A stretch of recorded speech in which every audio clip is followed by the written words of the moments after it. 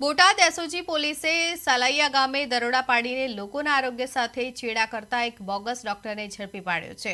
બોટાદ જિલ્લા પોલીસ વડા ધર્મેન્દ્ર શર્માની સૂચના હેઠળ એસઓજી પીઆઈ પીજી ડાવરા અને તેમની ટીમે બાતમીના આધારે સાલૈયા ગામે રામજી મંદિર પાસે આવેલા મકાનમાં ચાલી રહેલા ક્લિનિક પર દરોડા પાડ્યા હતા। પોલીસે કોઈપણ માન્ય મેડિકલ ડિગ્રી વગર પ્રેક્ટિસ કરતા વિજય ભારતી, ગણપત ભારતી અને ગોસ્વામીને ઝડપી લીધા હતા। મેડિકલ ઓફિસરને સાથે રાખીને કરાયેલી આ તપાસ દરમિયાન ક્લિનિકમાંથી ટીકડીઓ, ઇન્જેક્શન, ગ્લુકોઝની બોટલો, સિરપ, બીપી મીટર અને સ્ટેથોસ્કોપ સહિત 21,381ની તબીબી સામાન તથા ₹180 રોકડા મળી 21,561નો મુદ્દામાલ જપ્ત કરવામાં આવ્યો છે।